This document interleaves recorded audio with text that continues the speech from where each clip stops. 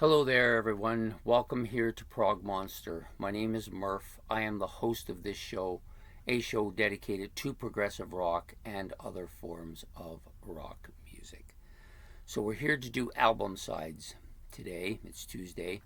So, album sides is a show that alternates with ranking the songs off an album, which we did last week. This week, we're doing album sides, and I've chosen the first side of this album, Nursery Cryme by Genesis, and we'll actually go over here because I think it gets less glare.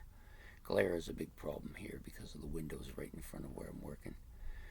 Anyways, Nursery Cryme, Genesis' third studio album.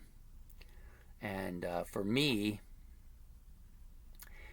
actually, Trespass started a run of absolute killer albums, and all of which I consider masterpieces. I chose this one for the album side. I could have done one or two of the other ones, but I chose this one because I think it's closer to near perfection than any of those albums are.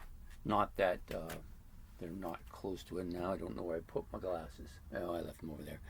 Doesn't matter. I'm pretty familiar with the tracks on here anyway. So you have basically three songs on this side of the album: The Music Box, Absent Friends, and The Return of the Giant Hogweed. I like all three of these quite a bit.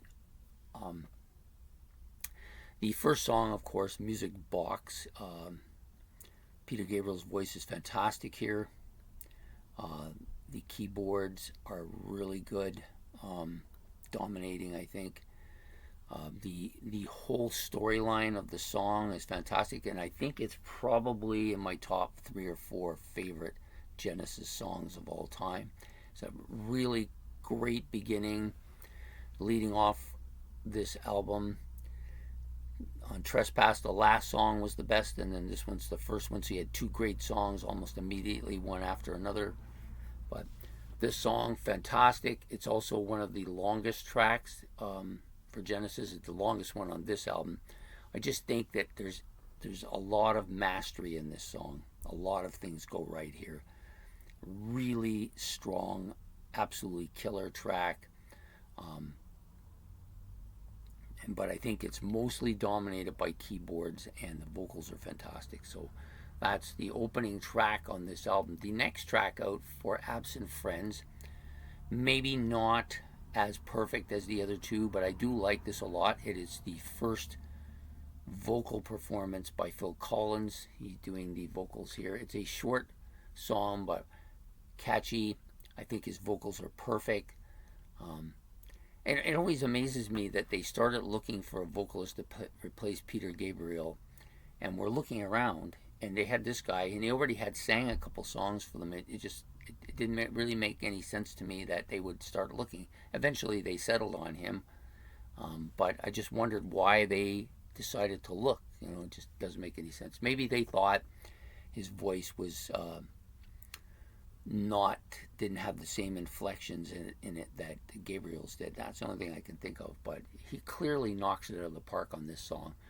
Absent Friends, great. Now, he does have another song that he does after this on another album, which I'm not crazy about, but this one here is not that one. And then the last track on this side of the album, which is the second longest on this album, I believe. If I had my glasses, I would know. Yeah, I think it is. I think it's just over 8 minutes. Return of the Giant Hogweed has that same kind of feel that you got from The Knife. It's really, for Genesis, it's quite heavy. Keyboards are very dominant here. Guitar is really great and gritty. The lyrics are the same as The Knife. They're a lot of them in a short period, but telling a story the same as The Knife, and telling a great story, I think. And I think Gabriel's vocals, again, really classic Genesis sounding song.